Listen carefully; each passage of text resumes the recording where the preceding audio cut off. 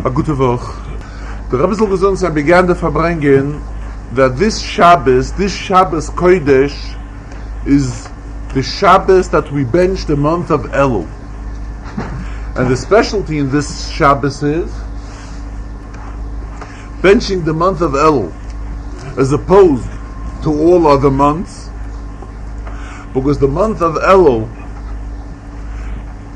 has special inyanim within it, and primarily there's the famous abbreviation regarding Elul, that Elul is a Roshei Tevis, Ani ledoidi, v'doidi li.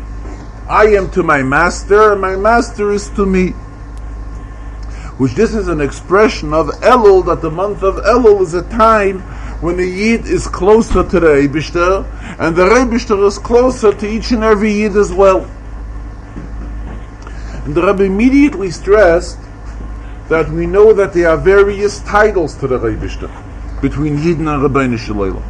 And here the expression is doidi. What is the meaning of referring to the Eibishter as doidi? Doidi is an expression of friendship, of an extreme closeness. The Alter Rebbe tells us in Tanya that the Eibishter guards over every Yid and sees him and supervises him constantly. Here we are talking at a completely different level. Here we are talking in a way how the relationship between the Eibishter and the Yid is in the format of doidi. And there's the famous mashal, the famous parable given by the Alter Rebbe in Likutei Torah regarding the month of Elul. The Alter Rebbe compares it to a king that left his palace, where he usually is, and went out into the field. So normally when a king is in his palace, it is very hard to have access to him. If a regular citizen, a regular person wants to go into the king, there's a complete procedure for him to do so that he should be able to get close to the king if he's successful doing it.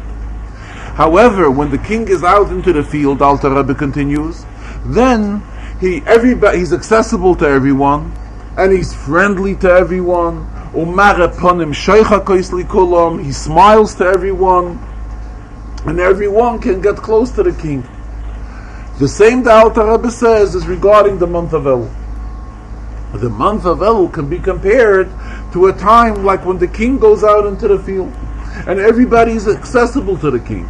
The king is accessible to everyone, rather. The same, the Rabbeinu Shalom. Here the Rebbe gave a lengthy explanation. In general, we find many mishalim, many parables in Torah.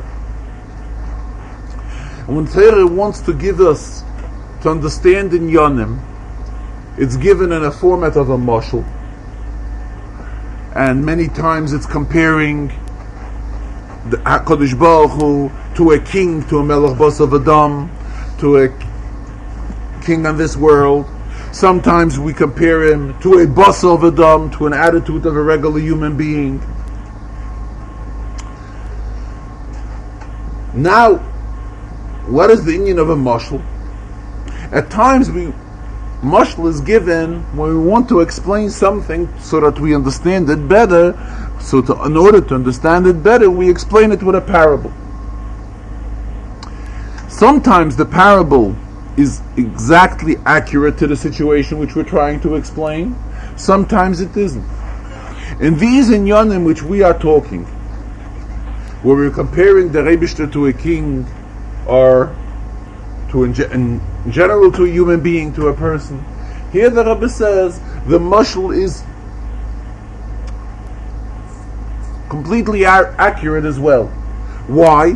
Because the mashal is in a way, as the expression goes, shenishtalshelu mehein. In other words, how do we have a king? A king on this world, let's take for a king for example. A king on this world, this stems from the fact that the Eibishter is the king.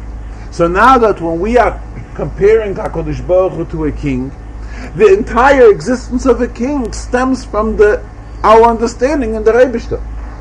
So that is why it does lend itself to explain it in such a way, because this way is is an ideal mashal, is an ideal parable. Just like, for example, the Rebbe brought in, Gemara tells us, based on the pasuk, Ushmua Teiva Tidashin Etzem. If somebody hears good news, it affects him to such an extent that his bone can become fatter. The Gashmias, in reality. Well, how does the Gemara explain this? So the Gemara brings a mashal on this also.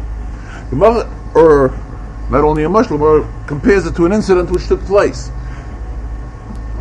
by one of the Roman Rishoyim who was involved in destroying the Beis HaMikdash, Tanis Ropes, I think, and he was notified that he was being appointed at a higher position.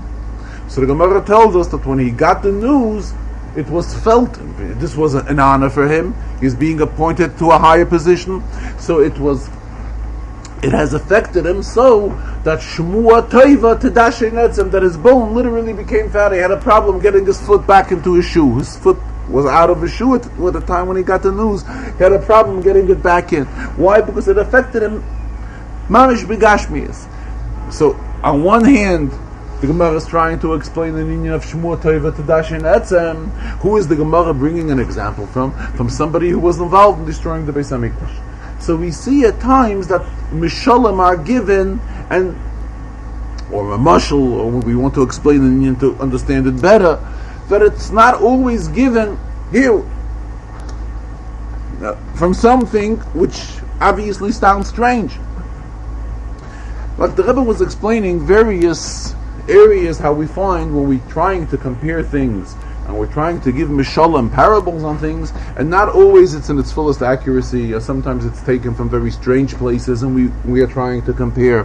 But when we're talking here about comparing HaKadosh Baruch Hu to a Melech Basar V'Dam, here there is grounds for this preparation, for this drawing the parallel. And the grounds for it is very obvious. Because the entire idea of kingdom, where does it stem from? This stems from HaKadosh Baruch Hu. And what do we say in the mashal? In the mashal we say that a person meets the king in the field. What is the meaning of a field? We know there's a city and there's a field. A city in spiritual level refers to Ira Lekeinu, a city of godliness. What do we mean when we say that somebody is in the field? Esav was an ish sada. Esav is compared to, because Pasuk uses the expression, he's a man of the field. So when we say that somebody is getting close to the king, and where is he getting close to him? He's getting close to him in the field. This means we're talking about people that can be considered that they are compared to an Esav. They're not on a level of Ira Lekeinu, they're not on a level where godliness is seen and practiced, but on the contrary, they are in a level of being considered an Ish Sada, a person in the field. The only thing, the difference between them and an Esav is that they have Bchira. A Yid possesses within himself the power of choice that he can choose and get close to the Rebishter. But in the meantime, in the level which he is still right now, the level which he is in right now, he's at a level of an Ish Sada. And what are we told? That the month of Elul is such a time when even the person who is in the level of an Ish Sada, he's in the level of a person in the field, has an opportunity to get close to the Rebishter. And this refers to the entire month of Elul. The entire month of Elul, not only the Shabbosim in the month of Elul, or the special days in the month of Elul. Every single day in this month is such a special day. Even days that when during davening we recite Tachnun on those days. So what is the meaning of reciting Tachnun? When one recites Tachnun, it's a simon that day is not a special day. On the contrary, it's a day when one says Ashamnu, Bogadnu, Gazalnu. He's committed all these things which we are asking the Rebishter that the Rebishter should forgive us for. And on the other hand, we are saying that it is on these special days of the month of Elul that every single day in the month of Elul is a special day. And the Melech is Basada. HaKadosh Baruch Hu reaches out to each and every Yid. And as mentioned earlier, it's in the format of Ani leDoidi v'Doidi li.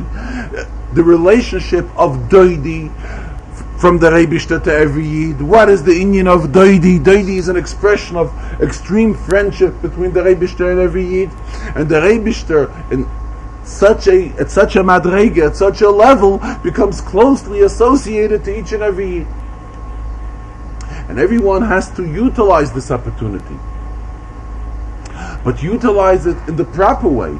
Not that a person should say, he'll make a calculation on his spiritual situation, and he realizes that he's an ish sadeh, he's a person, a field person, which means he's not standing in the proper level of serving the Rebishter. So one may say that this may lead him to Yiyush. Yiyush means, in Gemara, there's a concept of Yiyush. Yiyush means when a person owns something and he lost it. So there are various stages. There's a stage when a person still has hope that he will find what he lost. He will search for it and he will find it. However, Yiyush means when he already gave up the hope to find it. So what is the inyan of Yiyush? Yiyush is an expression of a person giving up hope. In Gemara, in Bav Betzia, where the Gemara discusses this inyan, there's an expression in Gemara, Yiyush Shaloi Midas. What means Yiyush Shaloi Midas? Person lost something. However, he doesn't know that he lost it. So the Gemara is evaluating this person.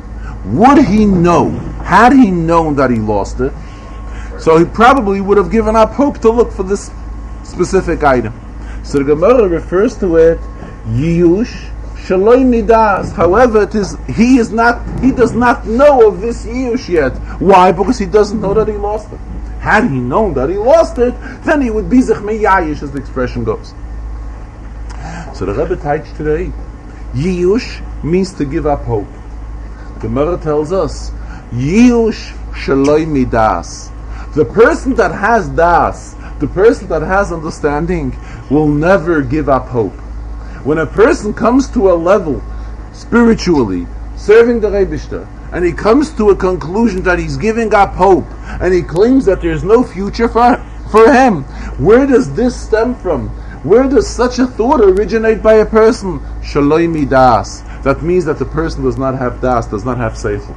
On the contrary, a person that has seichel, and is being guided by his seichel, he will never come to a level of Yiyush. He will never give up hope. Even we are in a level of Sada, and we're talking about weekdays. The Vachadiketeg, when we have the Shaykhs to Hashamnu, Bagadnu, Gazalnu, days that we say Tachnu. And still we are told that comes this special month, the month of Elul. This is a month when the Rebishter reaches out to each and every Yid and gives every Yid an opportunity to get close to him. And the Rebishter, as the expression of the Alter Rebbe, is just like the king that smiles to everyone and gets close to everyone the same way. When we're talking about the Melech Malcha Amlocha HaKadosh Baruch Hu, his attitude in the month of Elul is of such to each and every year. Now this, the Rebbe says, applies to the month of Elul each and every year. This year, it's a special year. Number one, it's the year of Shemitah, and the year of Shemitah in itself is a special year.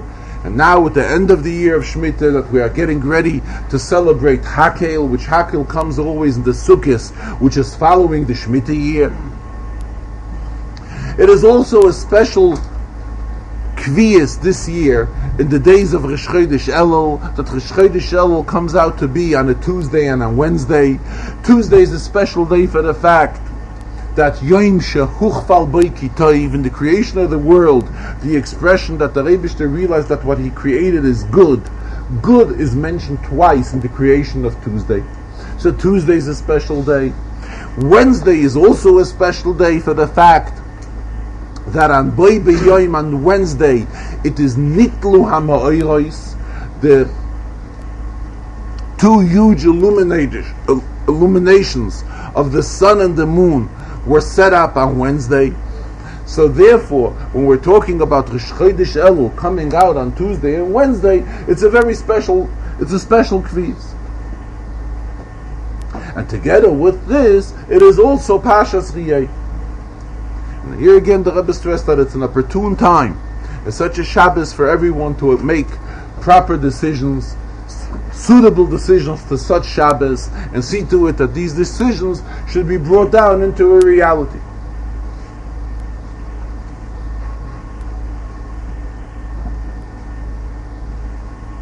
Here the Rebbe brought in also we know that our sages tell us Hakul Niknu LaMoshe Mesinai. The entire Torah was given to Moshe at Sinai, and the Chazal go on, Afilu Masha Talmid Vosik Osed Lechadesh, even what a proper student, an intelligent student, will add on in Yonim and Torah, introduce in Yonim and Torah in later generations, all of this was already given to Moshe from Sinai. So, regardless when it happens, Moshe, when he received the Torah from Sinai, all of this was already included in the Torah which the Rebbe gives. But it comes the proper moment when an individual has the proper schus that he is given, the schus that he is revealing new inyanim and Torah, such inyanim which were not known to people until now. Now naturally this is an outstanding schus, something very special. The same when we're talking in days, in time, in other words, there are certain times which are special times. For example, the day which we are in now, it's Shabbos Mavocha Melol, it's Parshas Riyeh, it's in a year of Shemitah, Rosh Chodesh comes out to be on a Tuesday and a Wednesday, and again it's a very special opportune day. And therefore this day also has to be utilized properly with the proper decisions to be carried through the entire week, because Shabbos gives bracha into the entire week, but more than that, for the entire month, because here we are talking about the Shabbos, which we are benching the month of Elul, and even the days of the week, the first part of the week, which will not be part of Elul, because Elul begins first on Wednesday, but again, this Shabbos gives bracha to the entire week, so again, it's an opportunity to accept proper decisions to bring into reality for this week and for the entire month of Elul.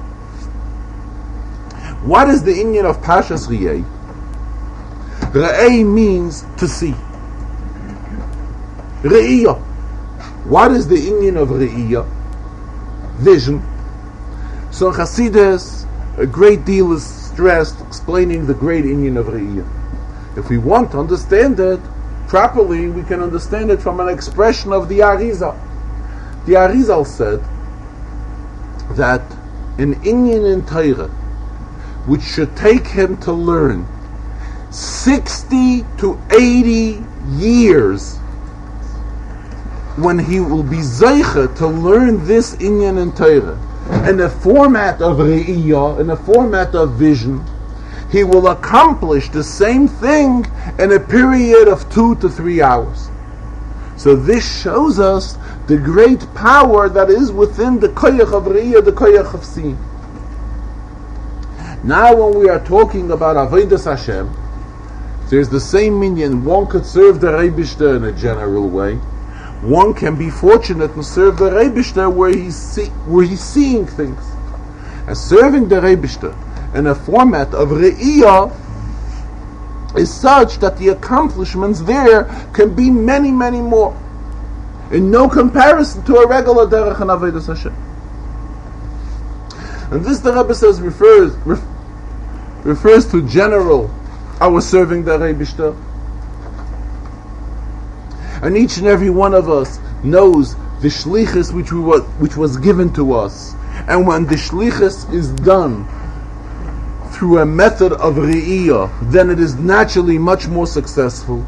And the people that we reach out to, we will reach out to them with much more success when all of it is done in an oifm of re'iyah.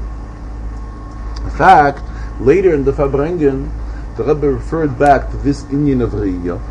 The Rebbe spoke that the whole avodah of the month of Elul, where we're talking that the Rebishter has to be served in the format of Melech Basodeh, that the Rebishter is getting close to each and every one of us, we have to do this avodah, how this avodah should be combined and penetrated with the concept of re'iyah, of vision. like we have to, when we visualize and we imagine that the Rebishter is right next to us, and we are responding to the call of the Rebishter. And when this is done in the format of Re'iyah, using the vision which the Rebishter has given each and every one of us, to visualize how the Rebishter is close to us, regardless of what level we are, then the response of a Yid to this call of the Rebishter for the month of Elul is the proper response, and it's in the form of much more success.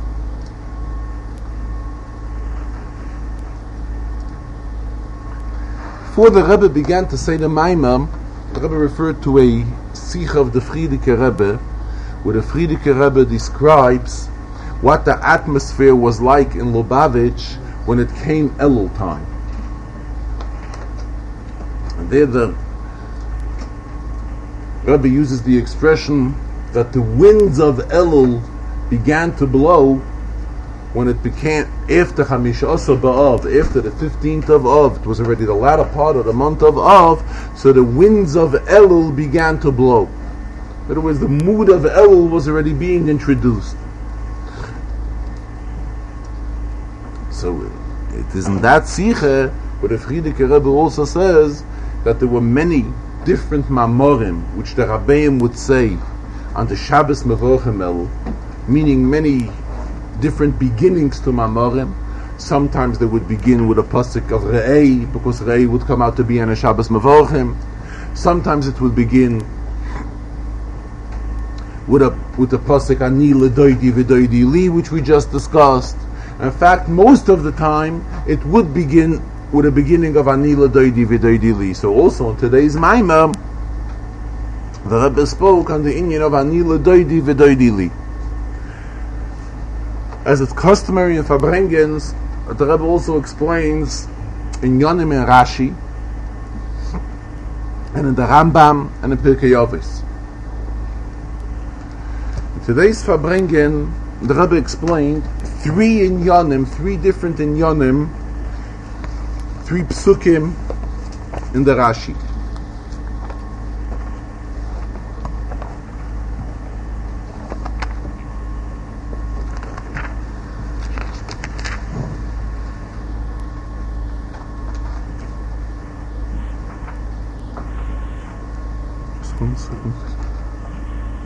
The first pasuk which the Rebbe explained is in Kapitel Yud Gimel, pasuk Dalet,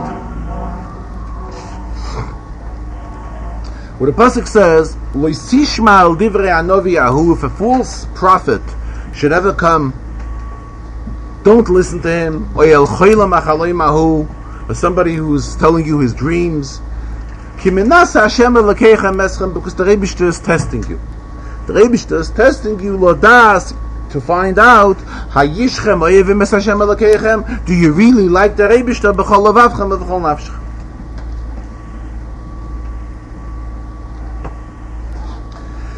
So just like Rashi always explains something which is not understood in the pasuk and requires an interpretation, many times there are inyanim in the pasuk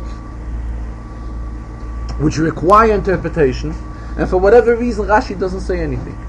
So the question arises, why doesn't Rashi say anything? Here is a very obvious question. What does the pasuk say? Ki menasa Hashem elokechem eschem, the Rebishter is testing us to find out, do we really like him or don't we? So there are other Mefarshei HaTorah, the Rambam, the Sefona, Even Ezra, that they all raise a very obvious question. And the question is, what do we say? The Rebishter is testing us to find out whether we like him. The Rebishter doesn't know. The Rebishter knows everything. Everything is revealed to him. So why does the Rebishter have to test us whether we like him or not? So this is a very obvious question in the pasuk. And nonetheless, we pass by this pasuk, and Rashi doesn't raise this question. Rashi doesn't say anything. Ramban asks the question, Sefona asks it, Even Ezra asks it, and Rashi doesn't. So the Rebbe is asking why. Rebbe explains, in general, the child who is learning Chumash is trained that something which Rashi has already mentioned previously, there's no need for Rashi to repeat it, and he remembers it when he comes to a similar inyan that he's learning in the pasuk, if it's an explanation which was given by Rashi previously, he remembers it and applies it here as well. Especially when it's a very strong inyan, something which in Seichel is not so simple to understand, and it's something which is unusual. So it's definitely that the child will remember it and will apply it whenever needed.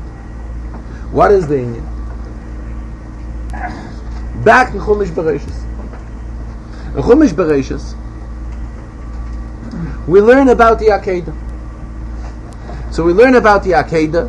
How the Rebbe told Avram Avinu, our father Avram, to go ahead and take his son Yitzchak, and bring him as a korban on the Mizbeach.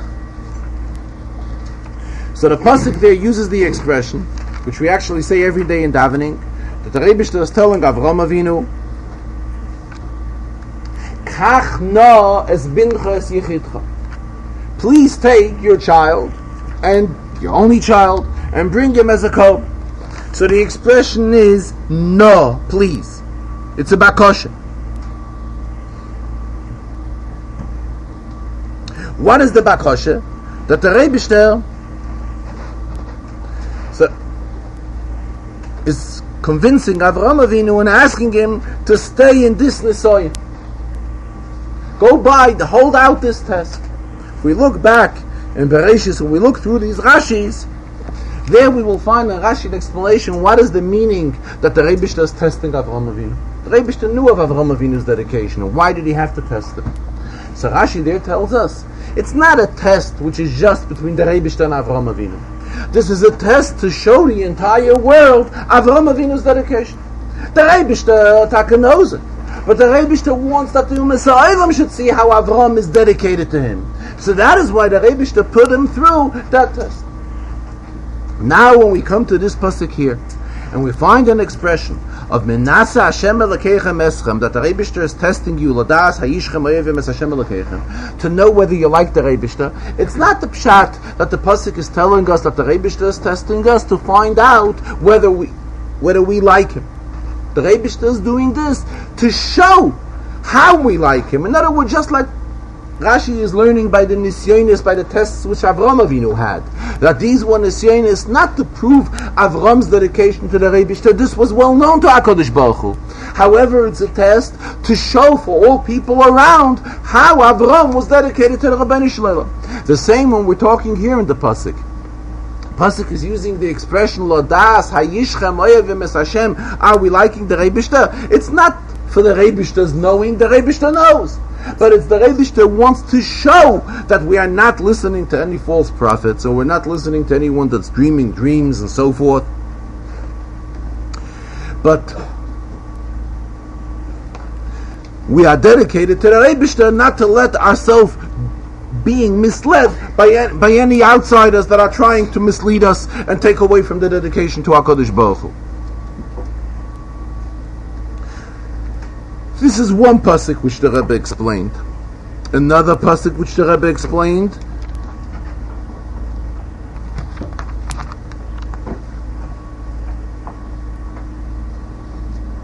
is further in this week's Sedre, that is in Kapitel Tes Vav, pasuk Chav Vav, pasuk 26.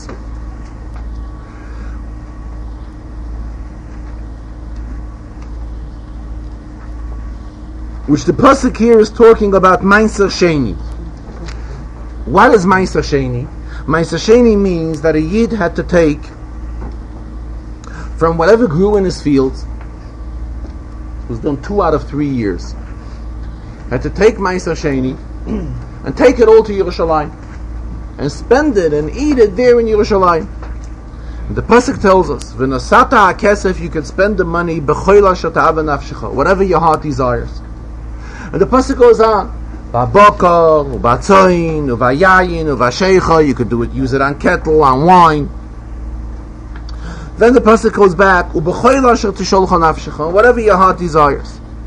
V'achalta sham, and you will eat it there l'fnei Hashem Elokecha. V'samachta ato v'secha, you and your family, you all will be happy. So Rashi gets involved explaining the pasuk, and tells us, "B'choil asher ta'ava nafshecha." In other words, it's something general. The pasuk doesn't specify what. Whatever your heart desires. Then the pasuk goes on and says details. Bakal, tzoin, yayin, sheikha. This is already a prat, details. Then we have again a general terminology of whatever your heart will request, your soul will request. So it's again a klal. We have a rule in Torah that when Torah speaks in such a way, klal, uprat, uklal. So that means that the Torah is not limiting us to only these detailed things which the pasuk said, because the pasuk said you could use it on whatever your heart desires. But on the other hand, take it whatever your heart desires, but similar to the details which the Torah has told us. Klalu, pratu, klal is similar to the prat. So the Rebbe is asking, this is one of the methods which we use to explain psukim, which more or less is reflected in halacha. Halacha, what are we supposed to spend the money of Ma'aser Sheni on? So we say that it has to be similar to the prat. Ma prat mefurish, vlodis, haaretz, verol, l'maychalodam, things that are suitable to eat, and so forth. But Rashi's Indian is not to get involved in halacha. So why does Rashi mention it altogether? We could learn the pasuk and not get involved in mentioning it. We could bypass the pasuk. Why does Rashi have to tell us that this pasuk is set up in a way of a klal or prat or klal? So this the Rebbe is explaining that this is not a strong question. See, the Rebbe, these questions which the Rebbe asks in the psukim, as a while ago the Rebbe requested. Until a while ago, the Rebbe used to choose the Rashis himself, and used to raise various questions. Around a year ago or so, they changed a little bit. There are various periodicals which are being published here in the yeshivas on a weekly basis. It's published in Yeshiva Maristown, it's published here in Olei Torah, and one of the main subjects which are usually discussed in these publications is questions and interpretations in the various sichas of the Rebbe. So the Rebbe urged them also that whoever wishes, any one of the Talmidim or anyone can volunteer, submit questions in the weekly Seder of the Rashi, and then when it comes Shabbos, the Rebbe usually chooses a few of these questions which were already suggested and published in the Ha'aras HaTmimim. The Rebbe selects one or two or sometimes more of these questions and discusses it in the Farbrengen. Regarding this inyan, which is also a question which was discussed there, the Rebbe says this is not a strong question. Very simple. Because for the child who's learning the pasuk, the question is a very obvious one. You're learning the pasuk is telling us, "V'nasata kesef," you can spend the money, whatever your heart desires. So the pasuk says, whatever your heart desires, you have a right and go ahead and spend the money of Ma'aser Sheni. Then we find that the pasuk is saying details. So already there's a contradiction here between which means everything. Then we find limitations that could be in kettle, it could be in wine. So this is already a limitation. So how do these parts of the psukim agree one with another? And then we have again a repeat of the So the child who's learning the pasuk is troubled with a question. It's not that Rashi is getting involved into halachas of klal or prat or klal. Rashi has to tell us this because the way we are learning the pasuk, there's a very obvious question. The pasuk is contradicting itself from one word to the other. Here the pasuk is saying that it could be spent in whatever your heart desires. Then the pasuk is getting involved in detail and saying no, spend it on kettles, in other words on meat and on wine and so forth. So in order to remove this question, Rashi is telling us that this pasuk is set up in a way of klal or prat or klal. And a klal or prat or klal, it means you could really spend it on many more things. But all other details which you are spending your money, the money of Ma'aser Sheni has to be similar to the details which the pasuk has listed. Then there was another Rashi which the Rebbe discussed, and that is at the end of the Seder. 3 psukim before the end. Pasuk is talking about the Yontiv of Sukkot, that we celebrate Sukkot. And the pasuk concludes, 7 days you should celebrate the Yontev, and the Rebishter has blessed us. And the pasuk concludes, V'hayisa ach sameach, you should be only happy. So Rashi is explaining these words, V'hayisa ach sameach. It means it's not just a commandment that you should be happy, but it's a pledge. The Torah is telling us that by fulfilling the Yom Tovim, we will take and be happy. Then Rashi says another interpretation. Ulefi Talmudoi. And according to Talmud, in other words, this pshat is already not an interpretation on the derech of Pshuta Shel Mikra. This is something which Talmud has taken out of this pasuk. What is it? Lomdu mikan, they've learned from here. Le'rabois leile yontev ha'achroin l'simcha. That the night of the last yontev, we are also supposed to celebrate with simcha, with joy. This is a very strange Rashi. First of all, we have a general rule in Gemara all over. When the Torah uses the expression ach means only. Only is a limitation. It means, comes to exclude something. This only in a specific way. The word ach should be used to add on is very rare, or we don't even find it. And here, what does Rashi tell us? That the Talmud derives from this pasuk that the word ach is used l'rabbis, to add on. L'rabbis, the last night of Yom Tov for Simcha. Also, we have to understand what means the last night. Are we talking only about Sukkot? Are we talking about Pesach also, or about Shavuos? What's meant the last night? The last night of Yom Tov. Does it mean the last night when it's still Yom Tov? Or the Rebbe says perhaps there's room to say that Rashi means the night of Mitzvah Yom Tov. In other words, the night Yom Tov is already after Yom Tov. We already made Avdallah, but being that this is the night of after Yom Tov, there's an Inyan of Simcha that we're supposed to enjoy, be B'Simcha that night. What?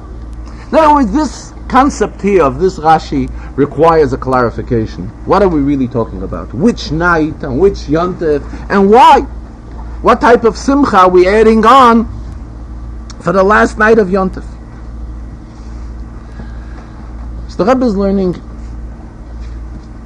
that the pasuk is talking specifically about Sukkot, not about Pesach, not about any other Yom Tov. Why?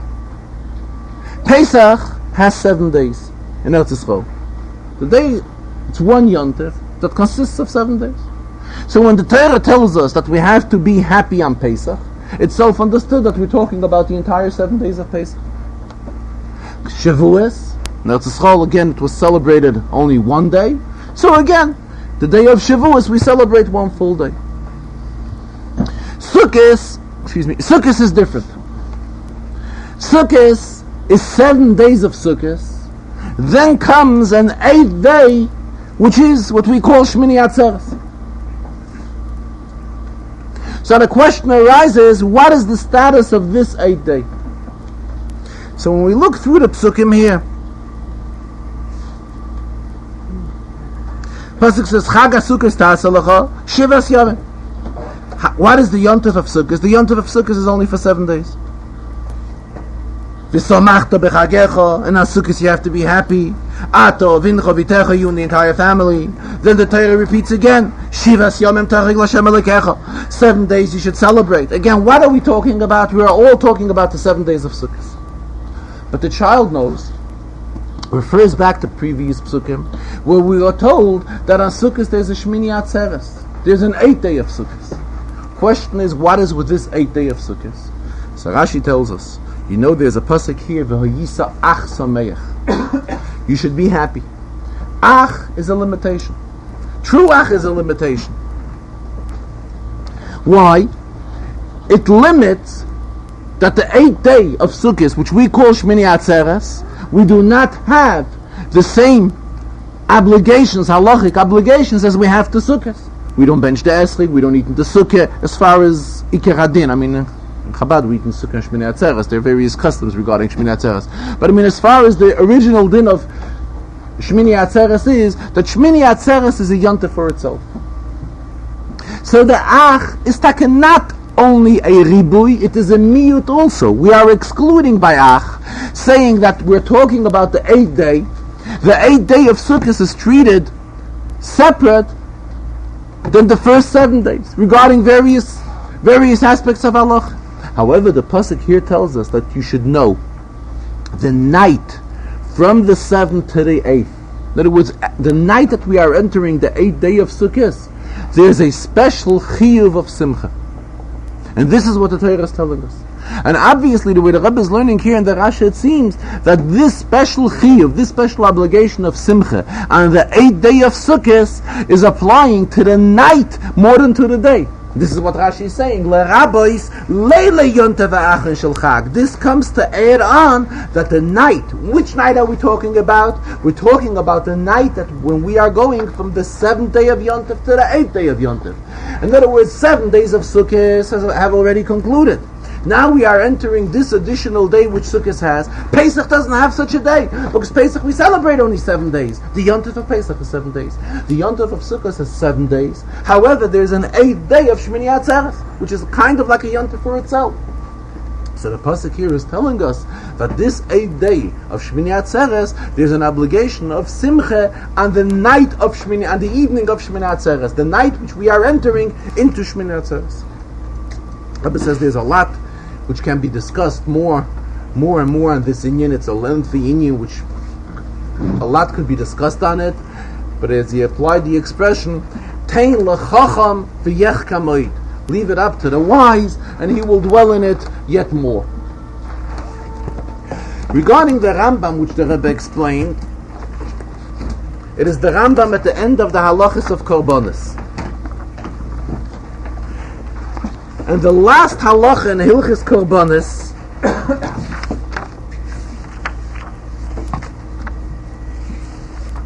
this is in the halachas of Tmura. Tmura means to exchange. When a Yid brings a korban, there is a halacha that once he has decided that this behemoth will be a korban, he will bring this kettle for a korban, he is not allowed to exchange it. Lo yachlifenu v'lo yimirenu. He's not allowed to exchange it in any way. Even if he should decide that he will exchange it for a better one, Torah says don't. This is what you have picked, this is what you have to give. Even for a better one, he's also not allowed to exchange. And here in the last halach in the Rambam in Hilchis Tmura, the Rambam gets into a lengthy explanation on this entire subject. The Rambam says he hasn't seen in many commentaries of the Rambam that they should explain this last halacha. And the Rambam tells us here a few basic inyanim regarding mitzvahs. The Rambam says as follows: even though we know that Torah is set up in a format of Eidus Chukim and Mishpatim. In other words, we know there are certain mitzvahs which we know the reason for. There are certain mitzvahs which we don't know the reason for. And why do we fulfill it? Because we follow the wish of HaKadosh Baruch Hu. It's a chayk. A chayk means without any understanding. Gzeira gazarti, chukach hakakti. The Rebbe says he came out with a decree, and we are not permitted to have any afterthoughts on it, and we have to do what he's told us to do. So the Rambam here says, even though we're talking about chukei HaTorah, these mitzvahs where we don't know the reason, it is worthwhile to think into them. And the Rambam says, "V'chol ma she'ata yochel litn lo tam, tein lo tam." Anything which you can give a reason to, give a reason. And he goes on, "Harei amru chachamim harishonim, she'hamelech Shlomo heven roivatayim shel kol chukei HaTorah." That Shlomo HaMelech, King Shlomo, understood most. He was extremely wise, so he understood most reasons, even on those mitzvahs that are in the category of chukim. But says these words of the Rambam are very strange. We constantly have been learning that mitzvahs are divided into 3 categories. What are the 3 categories? Eidus, Chukim, and Mishpatim. What is Chukim? Chukim means mitzvahs where we have no reason. And constantly this is what we have at all occasions stressed, that a chayk is a mitzvah without a reason. What does the Rambam tell us here? Go ahead and find mitzvahs, reasons for Chukim. Very strange Rambam. The Rambam requires explanation. And the Rambam goes further. The reason why the Torah has forbidden that a person is not allowed to exchange his korban. So the Rambam says, Yoda Torah l'seif machshavas ha'adam. Uktsas yitzrei hara. The person has evaluated a person and looked into the person's mind. That the nature of a person is that he has a prime interest to see that his gains, his personal gains, are increased. And therefore, he thinks twice before he spends. It could be that he has accepted upon himself that he will give a certain korban. Nonetheless, he may regret it. And that is why the Torah has said that if you will give him permission, lahachlif, to exchange hara biyofe, at times he will take a korban which is not as good, and he will say he will give you a better behemoth, he will give you something more expensive for the Rebishter. But if you will allow him to do that, what will happen is yachlif hayofe bera, he will go ahead and take a nice korban which he originally set his mind to contribute, and will replace it with a cheaper korban, and v'yema toivu, and he will say it is good. Lefikach, for this reason, the Torah said no exchanges. Once you have selected a korban, this is the korban that you have to give. And the Rambam concludes, v'chol elu hadvarim, and all these things are kadei lochuf es yitzroi l'saken de Yosef, are in order that a person should have the proper thinking and his yetzer should go in the proper direction. Then the Rambam goes ahead, roiv dine ha-Torah, most dinim einan ela eitzeis merochoik. All the mitzvahs are lesakein ha-deyos u'leyasher kol ha-maisim. Why did the Rebbe tell us to do all these mitzvahs? That's in order that our thinking should be a proper one, lesakein ha-deyos, and our deeds, our maisim, should be straightened out. And the Rambam brings from two psukim. Rebbe spoke on this inyan at length. Basically what the Rebbe explained is to answer this question: how does the Rambam say that we have to go out and find reasons for those mitzvahs which we know that they are chukim, that we are constantly used to the idea that we don't know the reason for the mitzvah. So the Rebbe is learning there's the mitzvah and there is details in the mitzvah. Every mitzvah consists of various details. For example, there's a korban. Person brings a korban, so he's obligated to bring the korban. What is the inyan of a korban? That the Rebbe has said, out of his great love to a person, so really whatever is happening to the behemoth should really happen to the person. But the Rebbe does not want it should happen to the person, because the person is dear to him, and therefore he is allowed that it should happen to the behemoth instead. This is something which we can understand. Then when we're talking in a korban, there are many details of the korban. Quite a number of details, halachic details, how a korban is supposed to be brought. As far as these halachic details, we don't know the reason. And the same the Rebbe says regarding many of the mitzvahs. And this can be reflected in all mitzvahs. There are some pratim in the mitzvahs, some details in the mitzvahs, which we cannot understand the reasons. However, in every mitzvah, there are details which we could understand. Even these mitzvahs that are the category of chukim. And here the Rebbe concludes that there is a plus, there's an advantage in each one of these approaches. There's a maimah from the Friedeke Rebbe in his Mamorim. There the Friedeke Rebbe explains that regarding Torah uses the expression a lot of times, Eidus Chukim u'Mishpatim. So there the Rebbe writes that our fulfillment of Mishpatim has to be with the same dedication as Chukim. What does it mean? When we do a chayk means we don't know the reason for it. So if we don't know the reason, we put our own entire thinking on a side, and we do it. Why? Because of the dedication that the Rebbe has told us to do so. The same thing, even these mitzvahs, where we think that we do understand the logic for it, but our reason for doing it is not because that our own logic dictates us to do so. We are doing it because we want to fulfill the wish of HaKadosh Baruch Hu. That's one way of looking at it. And the other way, there's a plus to the other side as well. When a person does something that he understands, he does it with much more warmth and inspiration. Why? Because he understands what he's doing. However, when he does something which he was told to do so without any reason, he does it, but there's a certain kind of a dryness in it. It's dry to a degree. Why? Because his warmth, his inspiration could be lacking because he's not understanding what he's doing. So here again we find an advantage in Mishpatim as opposed to Chukim. Mishpatim means when a person understands what he does. So when we're talking, this is what the Rambam here is telling us. In each and every mitzvah, we find all of the inyanim. There are parts of the mitzvah which remain in the category of Chukim, which we don't understand what we're doing, and we don't know the reason for it. However, there are other pratim, there are other details in the mitzvah which we do understand them. Even the general mitzvah could be a mitzvah which is in the category of a chayk, and still there are certain details in that mitzvah which we also understand the reason for it, and it was revealed to us. As the Rambam here tells us, whatever we could find reason, it's proper to find reason for, and the rest where we don't find reason, that goes into the category of a chayk. The Mishnah in Pirkei Avos, the Rebbe referred to a Mishnah in Perek Vav in the 6th Perek, which that's today's Perek. And everything in Mishnah we know is accurate. So there are times the Mishnah says something, and Mishnah brings proof from a pasuk to explain this concept.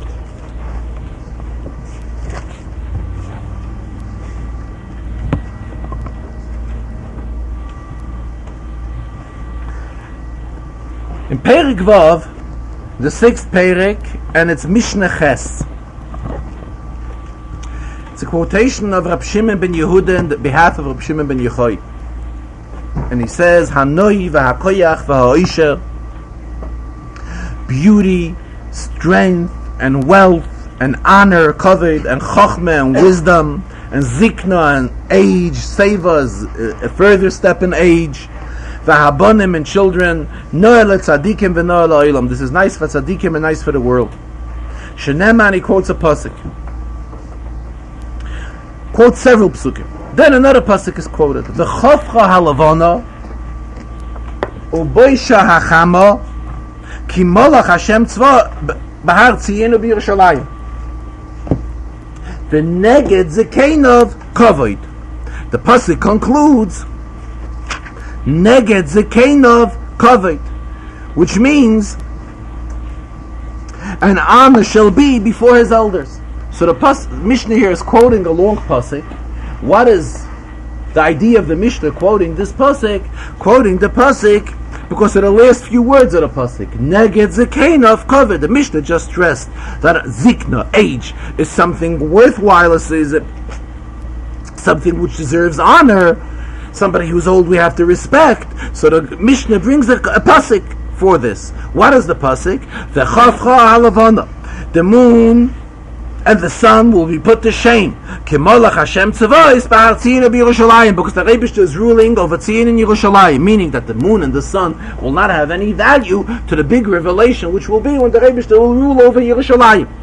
And then the pasuk concludes in Neged Skein of Kavod, and honor shall be before his elders. So the Rebbe asks, why is there a need for the Mishnah to tell us about Chafra Lavano, Boisha Chama, that how the sun will be put to shame? What does these details of the pasuk? This has no shaykhs, this has no relevance to the end of the pasuk. The Mishnah is trying to prove how we are to respect elders. As the Mishnah goes on and tells us that all of these 7 pluses, all of these 7 qualities were counted by Rebbe and his children. Rabbeinu HaKadosh and his children, they possessed all of them. So what are we trying to prove? Neged skein of kavod. Why does the Mishnah quote such a long pasuk? To say that the reason is that the Mishnah wants to quote a complete pasuk and not break up a pasuk, so the Rebbe says, cannot be accepted. Why? Because when we look through Pirkei Avos, we will see that many times there are long psukim, and nonetheless the Mishnah only brings the raya from these few words of the pasuk that have a shaykhus to this. So the Rebbe is learning, why does the Mishnah bring the entire pasuk? Because there is a relation to it. How? The other way around. Neged skein of kavod, when we will give honor to the elders, this will lead to the fulfillment of the first half of the pasuk, What does the first half of the pasuk say? That a chafra alavano v'isha achama, that the sun and the moon will put to shame ki malach Hashem tzvos b'hartzina b'Yerushalayim. In other words, this. When is the pasuk talking about? The pasuk really is talking about when Mashiach will come. Mashiach will come, then the Rebishter will rule over Tzion and over Yerushalayim. What will lead to v'chafra alvano v'isha achama? The fact that we will bring into reality the end of the pasuk. Neged skein of kavod. Memela, the first half of the pasuk will be brought to a reality by fulfilling the latter part of the pasuk. So the Rebbe is learning here in Pirkei Avos. The Rebbe concluded the Farbrengen again with the inyan of Re'ei, of vision, and realizing that we're entering Elul, which is a special month, the month how the Rebishter is so close to each and every one of us. Here the Rebbe said that there's a question. There are two types of circumstances that can be portrayed. One, not knowing that the Rebishter is close to him, or the one that knows that the Rebishter is close to him, however he ignores the Rebishter. The question arises, which one is worse? On one hand, the one who knows that the Rebishter is close to him and ignores him, this is considered like Yideyas Riboinoi or Mechaven Limrod Boy, the one that knows of the existence of his master and still he intends to rebel on him. The Rebbe compared it to an expression in Gemara, Ganve apum achtarte rachmana karya. There's an expression often quoted in Chassidus that a ganev, before he steals, asks the Rebishter that he should be successful in his geneva. It doesn't go hand in hand. Stealing is something which is contrary to the wish of HaKadosh Baruch Hu. So how can he beg the Rebishter that he should be successful? So that's due to the fact that he doesn't really realize how the Rebishter is standing next to him, the existence of HaKadosh Baruch Hu is on top of him, and he's not utilizing it properly. He's not respecting it properly. But regardless, we are in the month of Elul, and Elul is a time when the Rebishter is close to everyone, and this has to be brought to everyone's attention, that we should know that the Rebishter is right next to us. And here the Rebbe referred to a famous Chassidish expression, Tracht gut, wird sein gut, that our thinking should be in the right direction. And Memela, it'll be that way. We shouldn't have any wrong thinking. Our thinking will be right, so it'll be in the right way as we think. And this will lead to the ultimate inyan of Geulah, that Yidden who are begging Ad Mosai, how much longer are we in Golus? And the Rebishter should take us out of Golus, and taking us out of Golus, and this is what Yidden are constantly waiting for, is for the Rebbeinu Shalom to give us the Beis HaMikdash through Mashiach Tzidkenu. A gute Woche.